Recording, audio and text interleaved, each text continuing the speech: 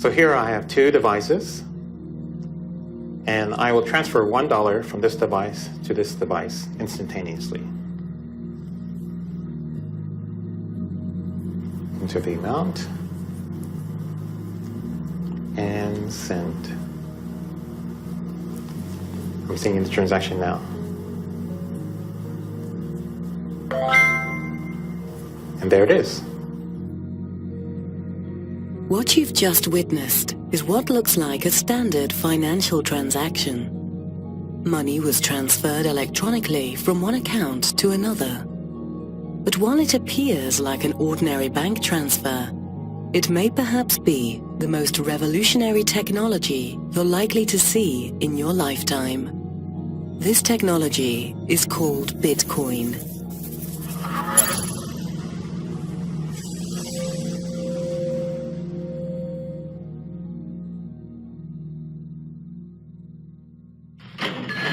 Money makes possible the exchange of many different goods and services among many different people. Wherever we go, we see money being used as a medium of exchange. Money is at the core of our existence. Every day we transact with one another. Currently, almost all of our daily transactions involve a third party, a bank, credit card company, or remittance provider. And ultimately, it's these institutions that carry out the transaction on our behalf. This is until the invention of Bitcoin. Bitcoin is truly one of the most important inventions ever in the history of humankind. That's how big of an impact it's going to have on our lives. And it sounds really difficult and complicated and hard to understand hearing about it. If you had only heard about email, it would sound difficult and complicated and hard to use. Bitcoin is literally easier to use than email. So what exactly is Bitcoin? Well, for starters, Bitcoin isn't actually a coin. Bitcoin is a new form of money, a currency that lives solely on the internet, one that some have even called magic internet money. I think part of the confusion is that Bitcoin is actually two different things. It's both a currency and a payment network. And we've never had one thing that's both of those at the same time. So the dollar is a currency, but it's not a payment network. PayPal and Visa are payment networks, but they're not currencies. Bitcoin is both of those things at the same time, but it has this other property, and that other property is that it can instantly be teleported anywhere in the world, just like that, almost for free. And there's nothing that anybody can do to block these teleportations. There's nothing anybody can do to intercept these teleportations. And if you're careful about how you use Bitcoin, you can do these teleportations anonymously. So with Bitcoin, with a push of a button, you can pay anyone, anywhere in the world, or receive payment from anyone, anywhere in the world. In the aftermath of the global financial crisis, an author using the pseudonym Satoshi Nakamoto posted a 9-page document onto an online forum. The document, titled Bitcoin, a peer-to-peer electronic cash system, would soon become the building block for what is today the first fully working concept of decentralized money. These are the daily candles of Bitcoin, just in the backdrop. But I want to talk about these trend lines. You've seen them on other presentations even earlier today. I started out working at Bear Stearns back in 2007, so about a year and a half or so before the financial crisis really started to hit. And after Bear Stearns, I joined JP Morgan, where I became a VP, and that was my last job. All of these jobs were either Midtown or downtown Manhattan. Tone Vase is a Wall Street veteran. A former VP at JP Morgan, he now spends his time studying and educating audiences about Bitcoin. Bitcoin is generally difficult to explain. You want to try and break it down as simple as you can. So the simplest way is basically it's like a message. It's a digital message that you're passing. And normally we're all used to computers. We're all sending emails. We're all sending pictures. But you're always sending a copy. Anytime you hit the send button in a computer, you always retain a copy, you always retain the original. And when it comes to financial transactions, you hit the send button and you have an intermediary, the bank, that is moving money from one account to another. And this is the problem that Bitcoin solved. It was able to take something digital, and when you hit the send button, you're not actually sending a copy. You're actually sending a digital object. At its core, Bitcoin is basically a new monetary system. However, Bitcoin is unlike any other system we've seen in the past because it isn't centralized in one place. This decentralized nature of the Bitcoin platform is one of the things that make it so unique and world-changing. We're all familiar with PayPal or Visa or Bank of whatever. All of these traditional services that we're used to control who's allowed to have an account, who can send money from who, from what countries users can send money to other countries' users. With Bitcoin, there is no entity that's controlling any of that. There's just this software protocol that anyone can write software to interact with, and then anyone can install that software on their phone or on their computer. And once they have the software installed, they can now interact with anyone else, anywhere in the entire world that's also using the Bitcoin software. This software that runs the Bitcoin protocol is commonly called a wallet, a digital purse which stores and allows the holder to move Bitcoins from one wallet to another. The Bitcoin protocol is open source, meaning that the programming code is freely available to add to and redistribute. In this way, similar to anyone being able to add a new website to the World Wide Web, programmers are able to add new products to the Bitcoin network. We have Jason, for whom this is very late evening because he is in Australia, and we're about to do Jason's first Bitcoin transaction over Skype as our medium, so everyone can see how quick and easy it is. On my end, I will hit send, and Jason is going to hit request. So when he hits request, a QR code should have displayed in the middle of your screen. And he's going to put it up to the camera of Skype so I can scan it with the camera in my cell phone. All right, I see the QR code. My phone is trying to scan it. And there it is. I scanned it, so I feel kind of generous. Let's send Jason $5. So I have just sent Jason $5 in Bitcoin. And let me know when it's registering on your end that you have $5 worth of Bitcoin. And there it is. Okay, so that took about 10 to 15 seconds.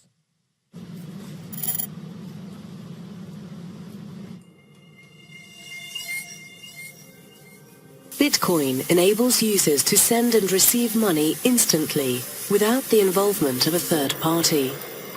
This digital breakthrough allows the user to effectively become their own bank.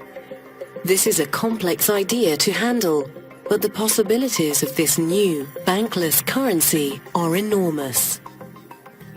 はい、こちら3240円になります。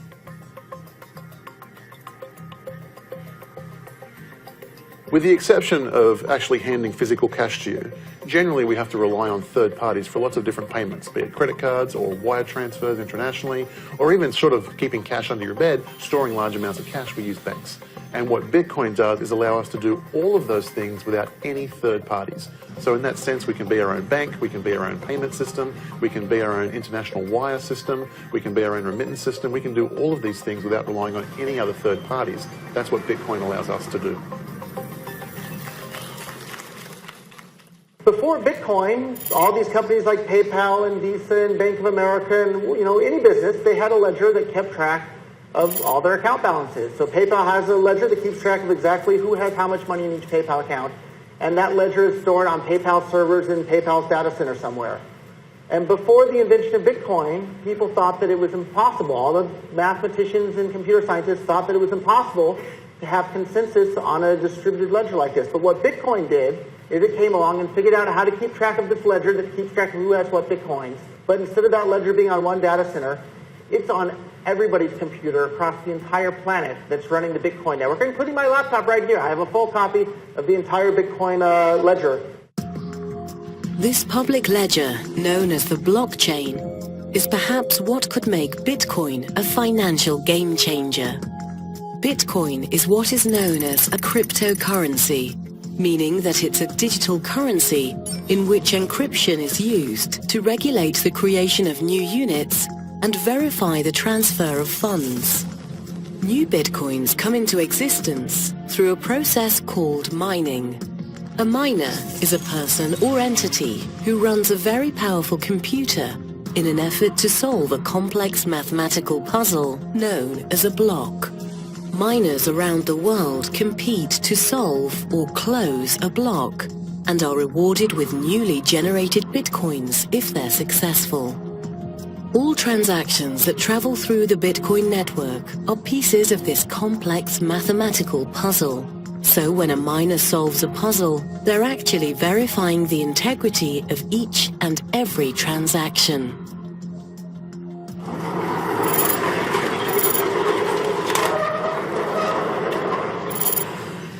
Welcome!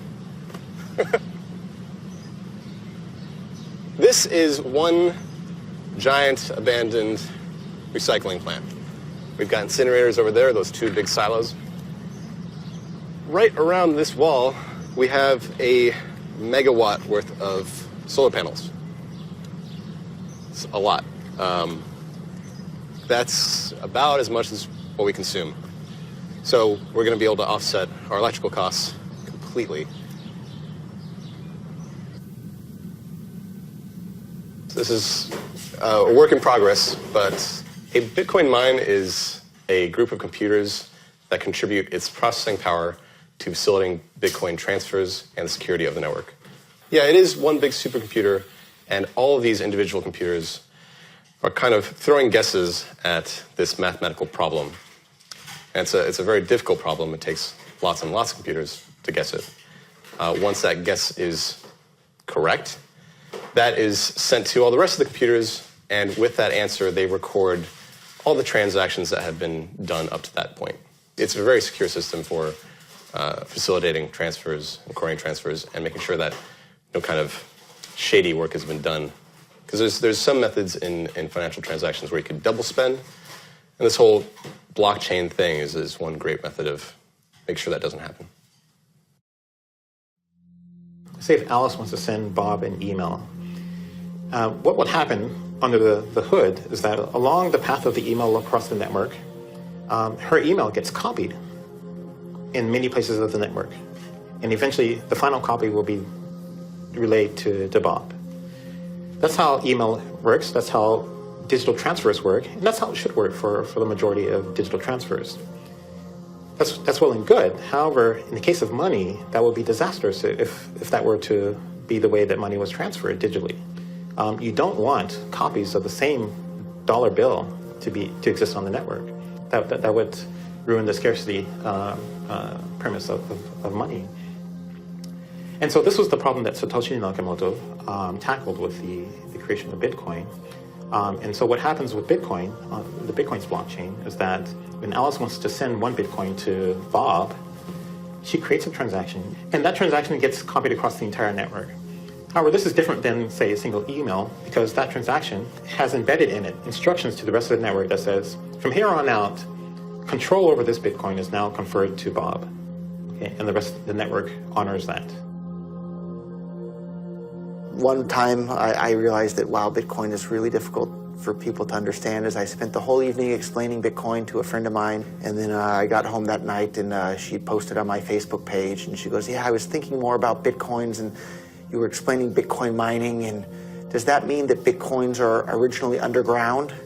And I realized that Bitcoin's a difficult concept for people to understand, and especially Bitcoin mining as well, because Bitcoins are not originally underground. For new users, Bitcoin can be a difficult concept to understand. Bitcoins aren't physical, and they certainly aren't underground. However, there are some interesting similarities between Bitcoin and a precious metal that is found underground. Gold. Gold has been money and a store of value for thousands of years. Today, gold is mined all over the world. The amount of gold that can be extracted from the ground decreases over the life of a mine, until eventually the mine is exhausted of all of its gold. Bitcoins are also mined in a similar fashion. The Bitcoin algorithm is programmed so that the reward for mining new Bitcoins is halved every 4 years until the year 2140, when all Bitcoins will have been deemed to have been mined. Perhaps the mysterious creator behind Bitcoin was trying to mimic the attributes of gold, almost as if to create a digital gold coin which could be divided and then sent instantly around the world. I try to explain it in some really simple way, like miners, Bitcoin miners, they receive the reward just because they maintain the security of Bitcoin. Mathematically, it means that you need to solve quite difficult problems. It's a just guessing process. You have to make millions and millions of guesses. And if you're right, and you're able to close all these transactions inside of one block, you're successful and you receive 12.5 Bitcoins as miner. Originally, this reward was 50 Bitcoins. Every 4 years,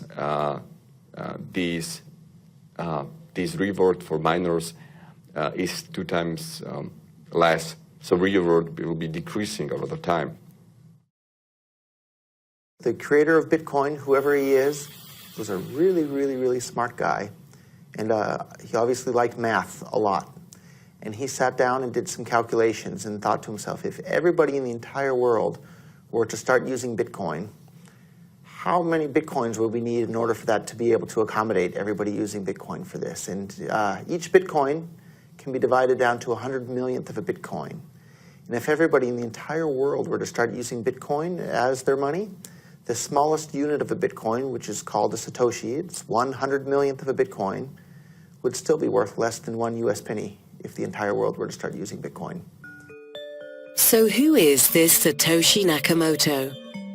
2 years after publishing the white paper for the peer-to-peer electronic cash system, this mysterious figure vanished, never to be heard from again.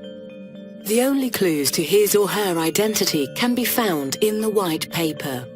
Some speculate he or she is of British origin due to the writings containing some British slang.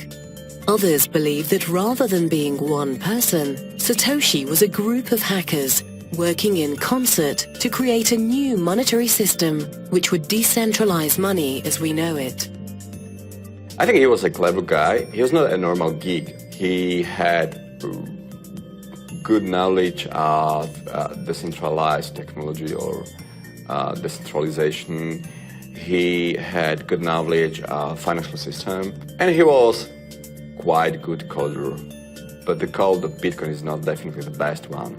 So it's definitely possible to write better code. There is also conspiracy theory if Bitcoin code was written by one guy or many different guys.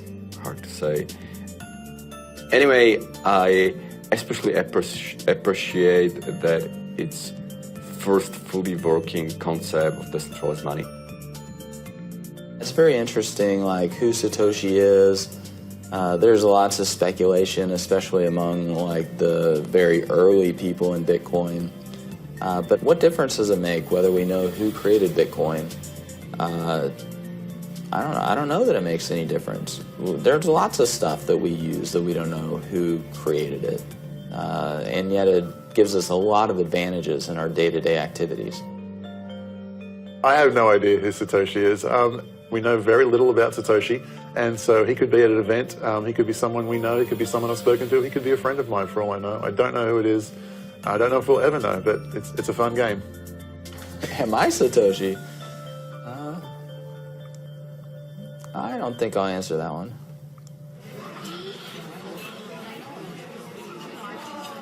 Regardless of the true identity of Satoshi, what he or she has invented could have profound effects on how our world evolves into the future.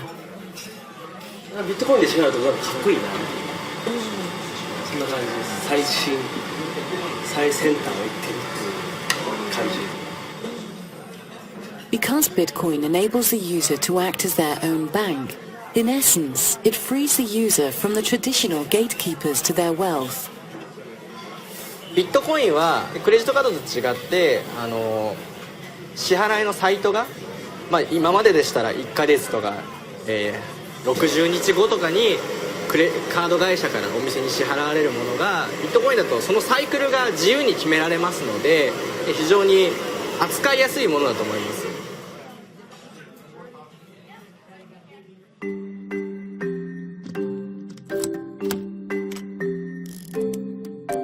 We all use keys in our daily lives.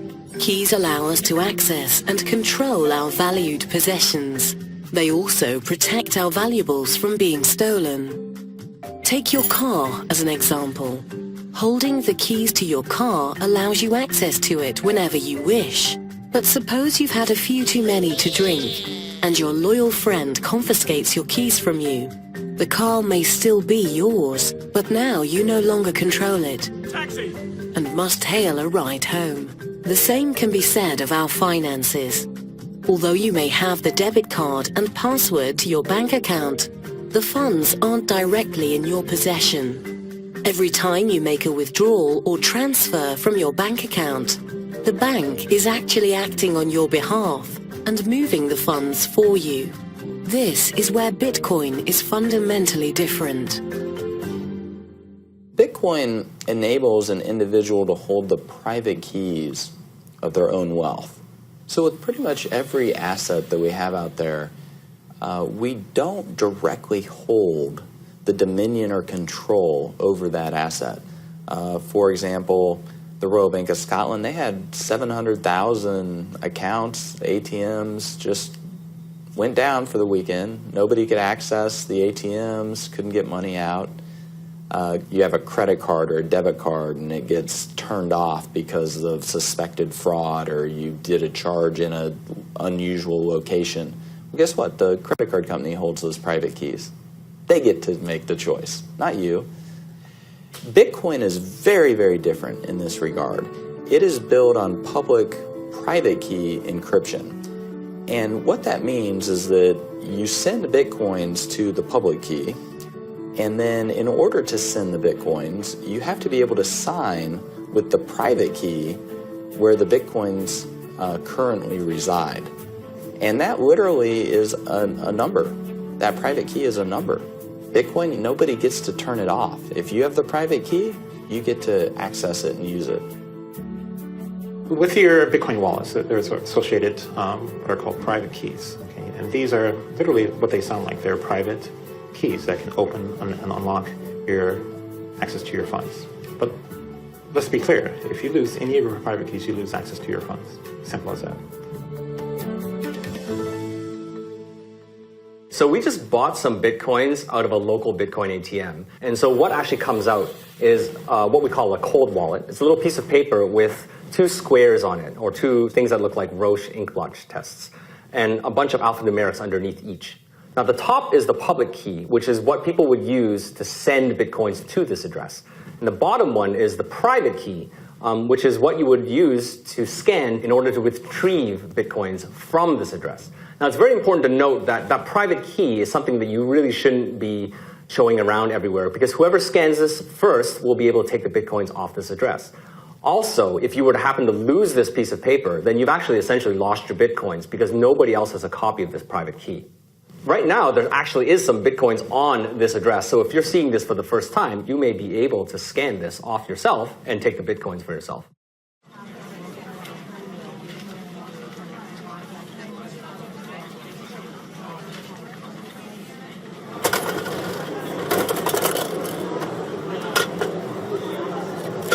So here is a Satori coin. There is a value of 0.001 Bitcoin inside. In today's exchange rate, that would mean about 45 cents. So it's a very minimal amount, but it is true Bitcoin inside. Now, how to redeem the value out of this token, one would have to peel off the hologram sticker in the back. Here we go. And then a QR code would be exposed. And this QR code is the private key information, which is essentially like a password. And with this private key, and only with this private key, one can redeem, you can import that value to your Bitcoin wallet. Anything that's physical has a very strong sense of authority or authenticity. And to make the barrier to entry to Bitcoin as low as possible, I think everyone working on the project felt it was really important that someone could have a part of Bitcoin that they can hold in their hands that's portable and doesn't cost very much to get started. It's kind of a low commitment object. Because Bitcoin is built on public, private key encryption, the entire workflow for sending payments, particularly online, is fundamentally different from that of credit cards. Credit cards were never built to be used on the internet in the first place. When the credit cards were made, there was no internet. So a pull system is that you've given the authorization to the merchant or the credit card issuer to pull from your bank account whenever it is that they feel that they have the right to do so. With a credit card, whenever you want to initiate a transaction, you are effectively giving the keys to the merchant, right? And you give your keys to every merchant you deal with. So every time you make a transaction, for example, online or so, you're taking a risk because you're entrusting the merchant with this very personal information, which they could then take to initiate transactions as well if they wanted to. Whereas Bitcoin, it's a completely different model where the control is more weighted towards the consumer. The consumer then pushes their funds to you. And then if you're doing an internet service, right, you could broadcast a Bitcoin address and anyone in the world could send Bitcoin to you. If you were a band, a musical band, and you're performing on a concert and your concert was being broadcast around the world, if you put up on the stage a sign that had a Bitcoin address, well, you could be funded by anyone who was watching that broadcast anytime they watched it from that point onward.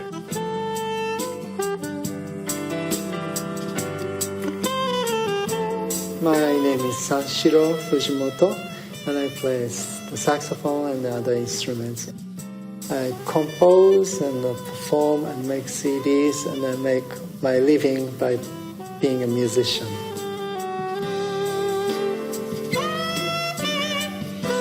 Today's small live show I did without no admission fee, and if you appreciate my music, then you can tip me.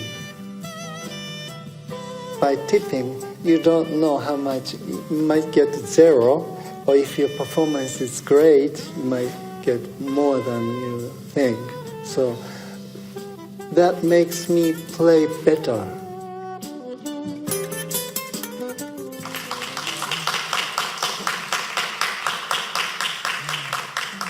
Direct interaction is more about the art itself.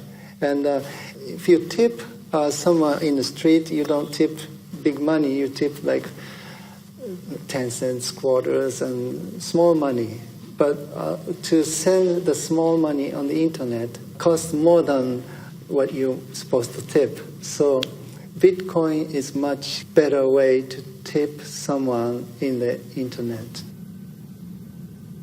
Bitcoin payments are a push system, meaning that the funds are pushed from sender to receiver.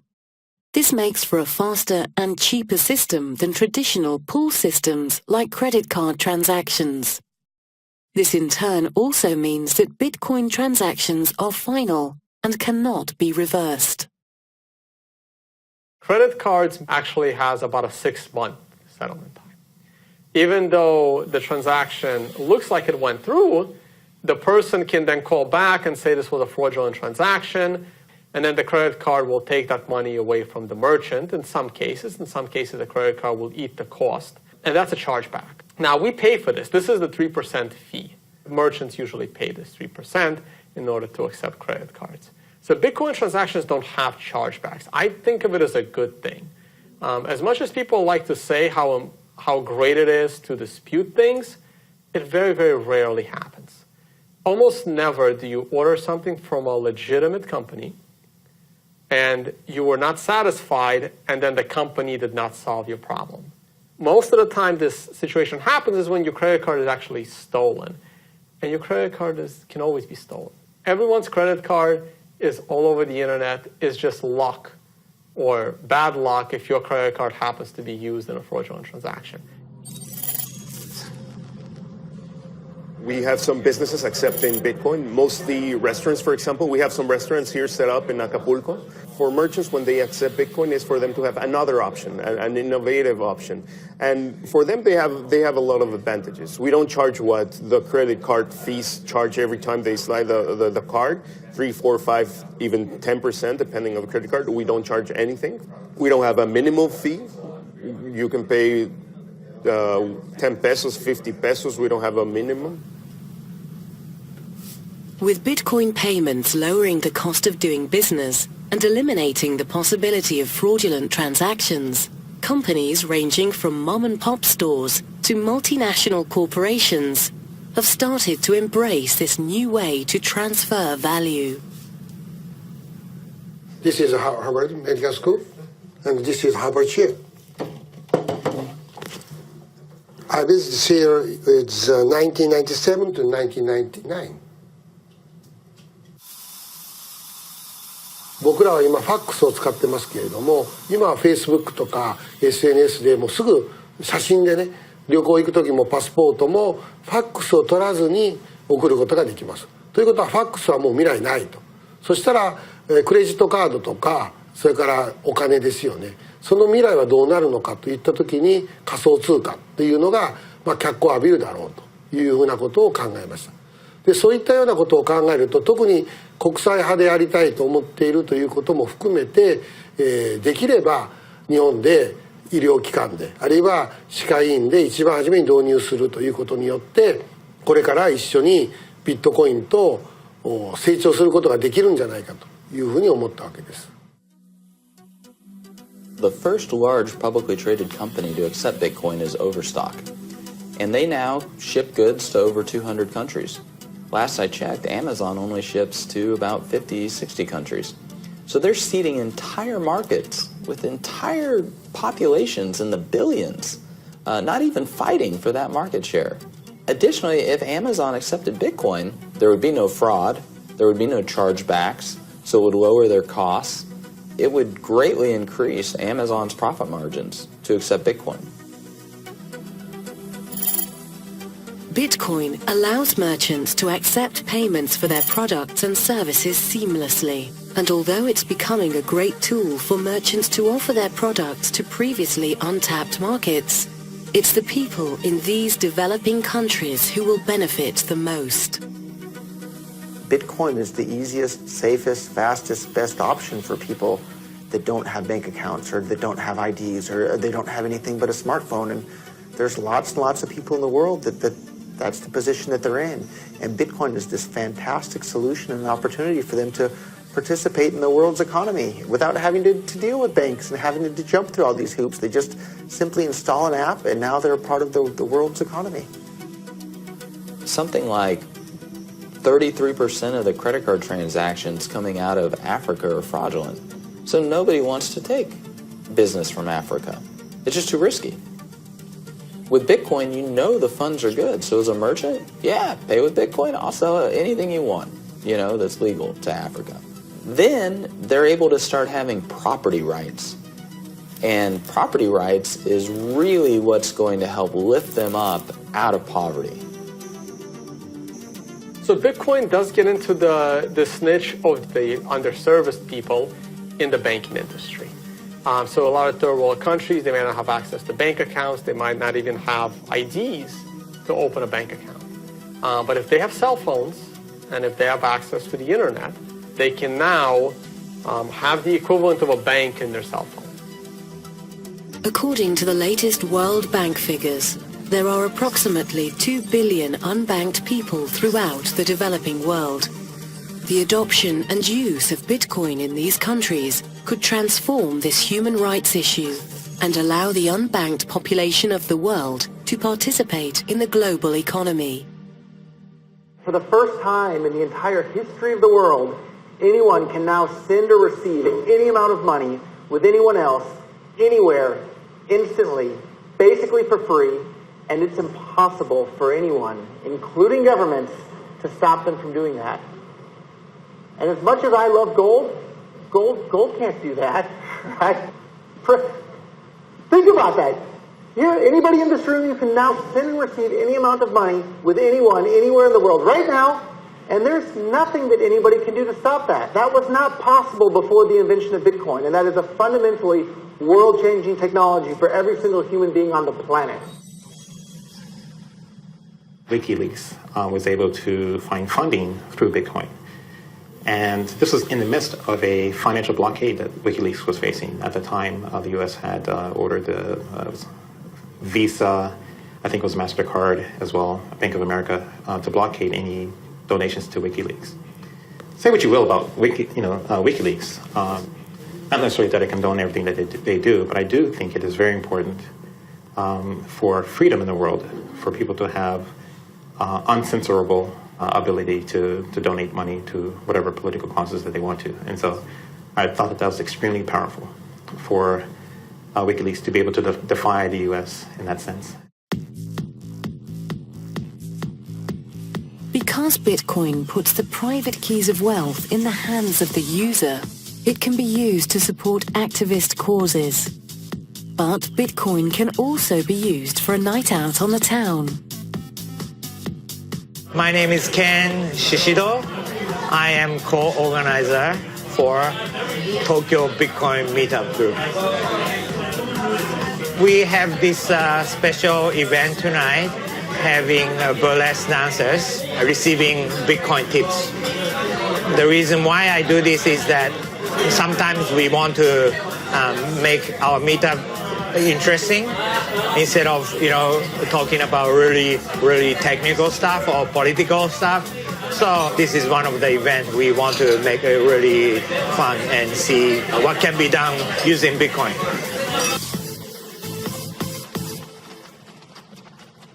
Currently, if you're living in most countries, buying things is not a problem. You have credit cards, you can still use cash, and to me, that is not the true use of Bitcoin. The true use of Bitcoin is to give you financial privacy, which I find extremely important. During the global financial crisis, as cracks in the financial system spread, institutions once thought to be invincible were shown to be vulnerable. As we now know, governments around the world were forced to bail out financial institutions. A bailout is when government takes taxpayer money and gives it to an irresponsible financial institution to bail out their mistakes. A bail-in is different in that laws are written which permit financial institutions to take funds directly from customer accounts to shore up their losses. Such a thing occurred in Cyprus in 2013. When I started learning about Bitcoin back in 2013, especially during the Cyprus event, when banks were shut down and money was confiscated from people, I remember telling my coworkers, some of the PhDs, the quants, this is really bad. This is actually going to probably start happening in many other Western countries. And they were all laughing at me saying, no, it's just Cyprus. It'll never happen here. And that's when I knew someone must have come up with a way to get around this problem. When a depositor deposits dollars or euros into the bank, title to the dollars or euros transfers to the bank, and those depositors become unsecured creditors of the bank. If the banks screw up for whatever reason, there's now been legislation passed in many of the countries where they can be bailed in, meaning that their deposits can be turned into shares of the bank. Jeff Berwick is an entrepreneur, financial commentator, and podcast host. Having founded Stockhouse.com, Canada's largest financial news website, Jeff's analysis, writings, and videos have been viewed by millions of people around the world.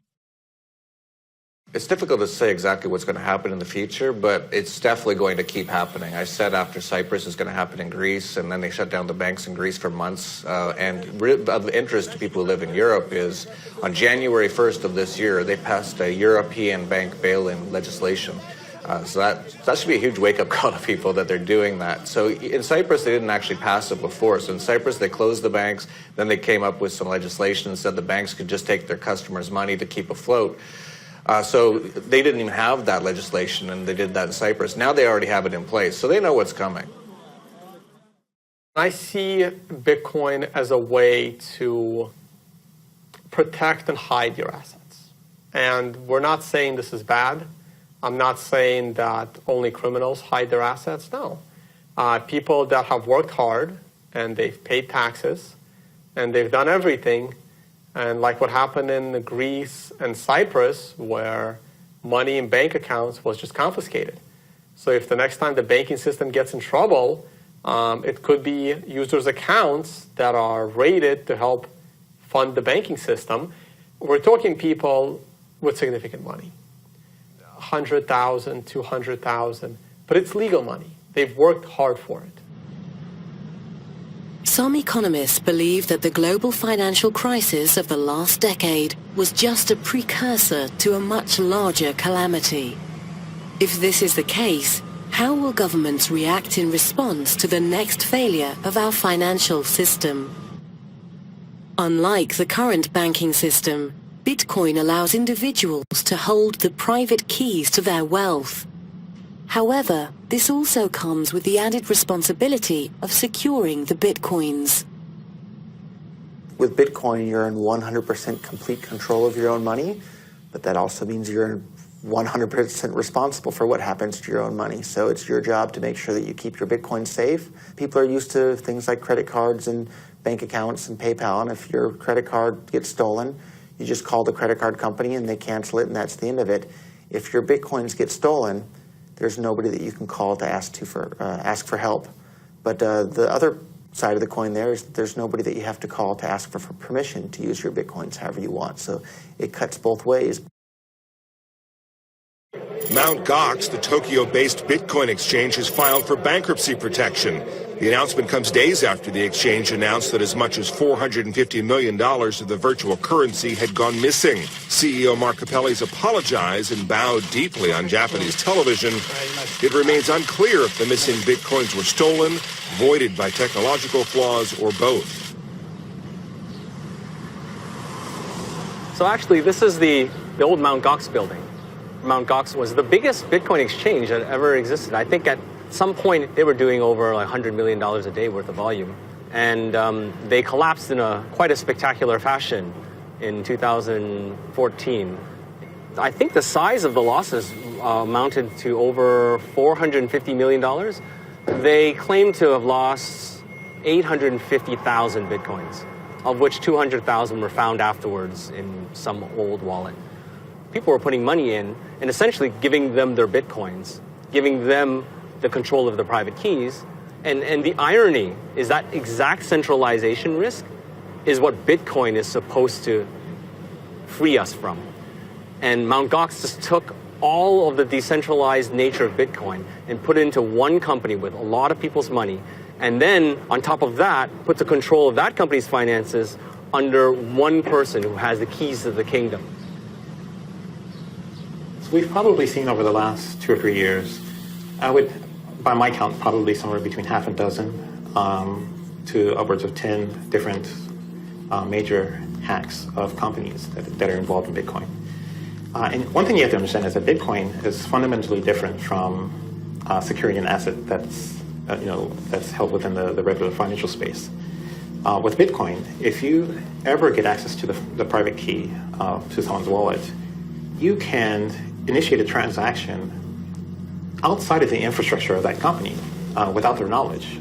That's unlike anything that exists currently in the financial space, where if you want to take money out of that target, you have to have infiltrated their infrastructure.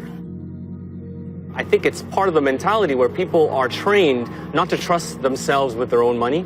And so everybody puts their money in a bank for safekeeping. And so that sort of mentality where you put your money in some pooled company whose sole purpose is to safeguard it, that is a really hard stigma to break, to change. And I think this is the thing that's the most challenging about Bitcoin, is that it challenges people to question that stigma. It challenges people to take control of your own money and value and to safeguard it yourself. As we know, at this time, Bitcoin is quite secure.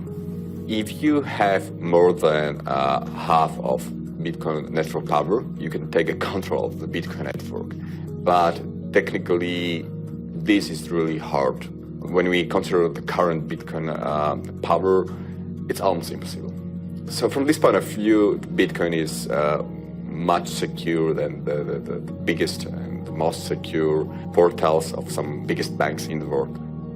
The problem is that many people do not trust Bitcoin just because there were a lot of news about hacking some Bitcoin portals and some exchange services and so on. The problem is that like all services based on Bitcoins is not a Bitcoin, itself. So you cannot associate the security of Bitcoin-based services with the Bitcoin itself. The collapse of the Mt. Gox Bitcoin exchange in 2014 caused much confusion and skepticism about the security of Bitcoin. However, years after the collapse of the once largest Bitcoin exchange, Bitcoin is now on the radar of many institutions within the financial industry. The big question, the conversation you'd hear, is that the question was whether blockchain technology would impact the financial industry.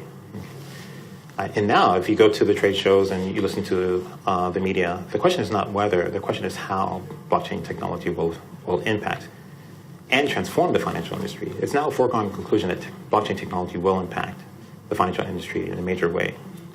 So that's where we are now. But we weren't always there. If you look just 2 years ago, the attitude was that Bitcoin was almost a laughable concept, and it was a non-sustainable system, and it couldn't be applied in the financial space. In Japan, the virtual currency law has passed in the lower house, and hopefully actually it will pass in the upper house as well in the very near future. That means actually government recognizes the existence of the virtual currency and trying to actually set some regulations and trying to actually support the business.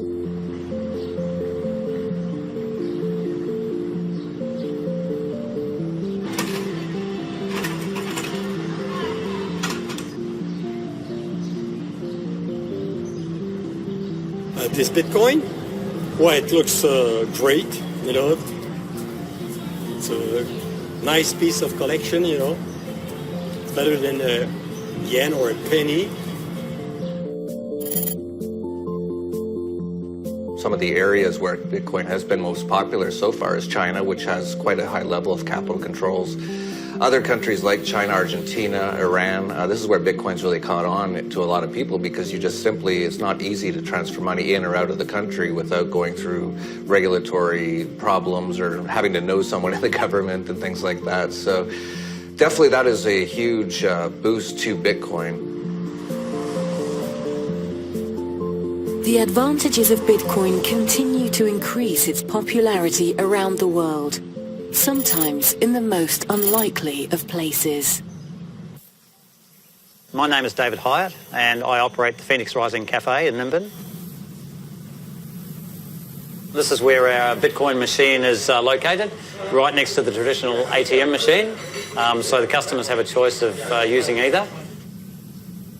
I saw that the current banking system was rather restrictive, and the independence of people running their own banking systems really appealed to me. And the fact also that it was digital and we're living in a digital age, I just knew that it was something that would have to get traction over time. Bitcoin is definitely the largest innovation in monetary science since Isaac Newton's gold standard. Going to completely revolutionize how all of our assets are held, so it's going to disrupt law, going to disrupt accounting, going to disrupt our finance industry, going to disrupt so much. It will also rapidly decentralize the capital. No longer will millions of people accumulate all of their capital into one big pile that then gets allocated by a senior vice president of Merrill Lynch or Bank of America. It'll be millions of people that you have to go and entice out of their capital to go fight a war in Afghanistan or Iraq. Once you decentralize all of those private keys, it becomes much more difficult to get people to pay for a lot of these goods and services that they otherwise wouldn't necessarily pay for. I'll just scan it, and now I have your Bitcoin address in my wallet right here, and I'll go ahead and enter $1, and we'll hit send. Mind sending the transaction? Sent, and there you go, you heard the noise. Before Bitcoin, I was basically retired. I was just hanging out, enjoying my life, practicing jiu-jitsu every day, and it was really fun, but wasn't really going to make the world that much of a better place, if at all. And then I discovered Bitcoin, and I looked around the world and I saw all these wars being fought and central banks debasing the currency and basically preventing the world from being as good of a place as it potentially could be. And I saw Bitcoin, and I saw this as a tool to strip away all of their power to do that. Most people aren't interested in paying to kill people they've never met in other countries. Most people are willing to pay for roads and schools and hospitals. So if the governments say we need money for roads and schools and hospitals, I think people would probably give them a good chunk of that. If governments say we need money to go kill people in other countries that you've never been to in your entire life and you're probably never going to go to in your entire life, people are going to say, no, I don't want to pay for that. But if you're using bank accounts and dollars and euros, governments can seize all the money out of your bank account at any time. They can print as many new dollars or euros as they want to pay for these things at any time. If the world's using Bitcoin, it takes away those tools from government, and I think that makes the world a much, much better place. For the first time in history, Bitcoin now provides the entire world with a completely decentralized payment system. One where each individual holds the ownership and control of their own financial wealth. One where all users can transfer value and interact freely amongst each other instantly. What could the future of our world look like with such a revolutionary tool? The possibilities could be truly magical. Bitcoin is magic internet money. Bitcoin allows you to send and receive money with anyone, anywhere in the world, just like magic. I'm at a loss for words because it's that exciting and that world-changing. With Bitcoin, you can pull out your iPod or your iPhone or your tablet or whatever, install an app, and in less than 30 seconds, you have the ability to send and receive money with anyone, anywhere in the world, basically for free. And you can be 10 years old and do that, or you can be 100 years old and do that. You can be that in any country. That's magic.